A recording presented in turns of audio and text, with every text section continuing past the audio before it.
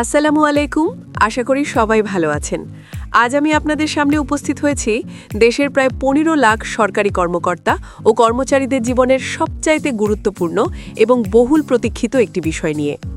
নিত্যপণ্যের আকাশচুম্বী দাম, জীবনযাত্রার ব্যয় বৃদ্ধি আর দীর্ঘ ১১ বছরের অপেক্ষা, সব মিলিয়ে সরকারি কর্মচারীদের পিঠ এখন দেয়ালে ঠেকে গেছে। নবম পে স্কেল বাস্তবায়নের দাবিতে এখন রাজপথে নেমেছেন কর্মচারীরা। গত কয়েকদিন ধরে সারা বিশ্বে যা ঘটছে এবং আগামীকাল থেকে যে নতুন ও কঠোর কর্মসূচি ঘোষণা করা হয়েছে তার বিস্তারিত নিয়ে আজ কথা বলবো। আর হ্যাঁ, ভিডিওর একদম শেষে আপনাদের জন্য এমন কিছু গোপন এবং গুরুত্বপূর্ণ তথ্য দেব যা আপনারা আগে কখনো কল্পনাও করতে পারেননি।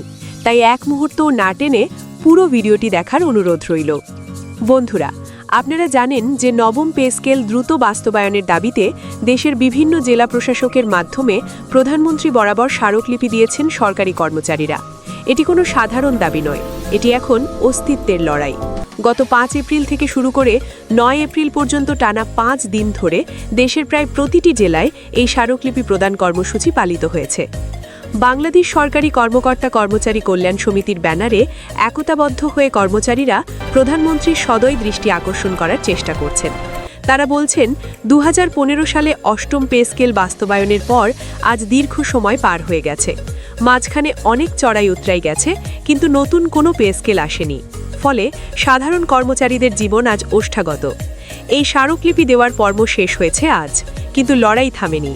আজ ৯ এপ্রিল বাংলাদেশ সরকারি কর্মকর্তা কর্মচারী কল্যাণ সমিতির এক বিজ্ঞপ্তিতে নতুন কর্মসূচির ঘোষণা দেওয়া হয়েছে। তারা জানিয়েছেন, আগামীকাল শুক্রবার অর্থাৎ ১০ই এপ্রিল থেকে দেশের সব বিভাগীয় শহর, জেলা এবং এমনকি উপজেলা পর্যায়েও আলোচনা সভা ও প্রতিনিধি সমাবেশ করা হবে। এই কর্মসূচিটি অত্যন্ত গুরুত্বপূর্ণ, কারণ এর মাধ্যমে তৃণমূল পর্যায়ের কর্মচারীদের ক্ষোভ ও সংহতি কেন্দ্রীয়ভাবে প্রকাশ পাবে।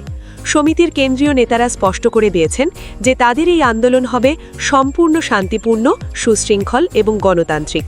তারা রাজপথে বিশৃঙ্খলা চান না, তারা শুধু তাদের অধিকারটুকু ফিরে পেতে চান। এখন প্রশ্ন আসতে পারে, কেন কর্মচারীরা এতটা মরিয়া হয়ে উঠেছেন? এর উত্তর আমাদের সবার জানা। গত কয়েক বছরে নিত্য প্রয়োজনীয় পণ্যের দাম কোথায় গিয়ে ঠেকেছে তা বাজারে গেলেই বোঝা যায়। শুধু চাল, ডাল বা তেলের দাম নয়, বাসা ভাড়া, চিকিৎসা খরচ, সন্তানদের পড়াশোনার খরচ, এমনকি গ্যাস, বিদ্যুৎ ও পানির বিলও অস্বাভাবিক হারে বেড়েছে।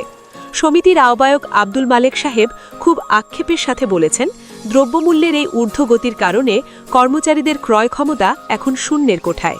অনেকেরই সংসার চালাতে গিয়ে ঋণগ্রস্ত হতে হচ্ছে। সরকারি কর্মচারী রাষ্ট্রের একটি অবিচ্ছেদ্য অংশ। যদি এই বিশাল জনবল মানসিকভাবে অশান্তিতে থাকে, অর্থকষ্টে ভোগে, তবে রাষ্ট্রের কাজে তার নেতিবাচক প্রভাব পড়তে বাধ্য। তাই কর্মচারীদের ক্ষোভ ও অসন্তোষ দূর করে তাদের কর্মমুখী করে তোলার জন্য নতুন পে স্কেলের কোনো বিকল্প নেই।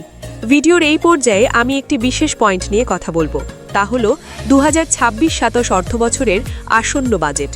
সরকারি কর্মচারী কল্যাণ সমিতির নেতারা দাবি জানিয়েছেন, আসন্ন বাজেটে নবম পে স্কেল বাস্তবায়নের জন্য প্রয়োজনীয় বরাদ্দ রাখা হোক। তারা আশা করছেন, সরকার তাদের নির্বাচনী ইশতেহারের প্রতিশ্রুতি অনুযায়ী দ্রুত গেজেট প্রকাশ করবে।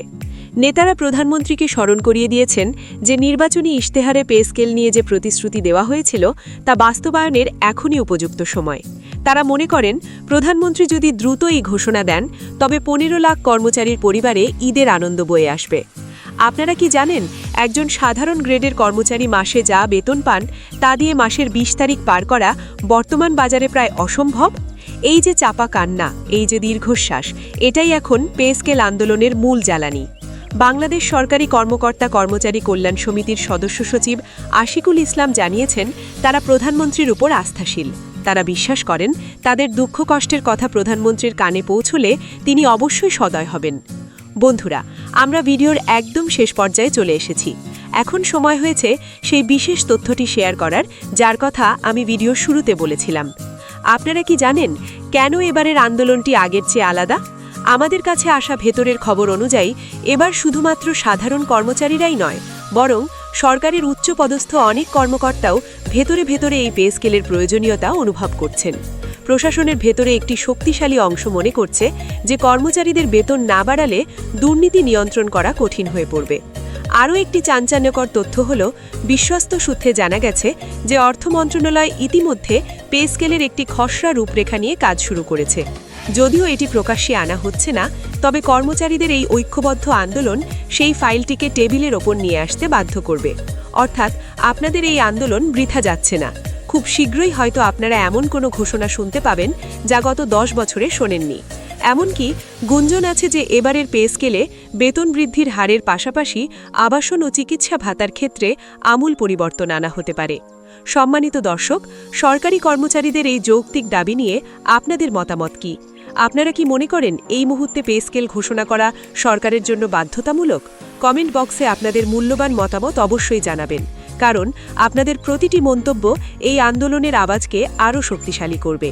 ভিডিওটি ভালো লাগলে লাইক দিন এবং সকল সরকারি কর্মচারী ভাইবোনদের সাথে শেয়ার করুন, যাতে সবাই আগামীকালের কর্মসূচি সম্পর্কে জানতে পারে। আর আমাদের চ্যানেলে নতুন হয়ে থাকলে সাবস্ক্রাইব করে বেল আইকনটি চেপে রাখুন, যাতে পে স্কেল সংক্রান্ত পরবর্তী যে কোনো আপডেট সবার আগে আপনার কাছে পৌঁছে যায়। আজকের মতো এখানেই বিদায় নিচ্ছি। দেখা হবে পরবর্তী ভিডিওতে নতুন কোনো খবরের সাথে। ততক্ষণ ভালো থাকুন, সুস্থ থাকুন। আল্লাহ হাফেজ।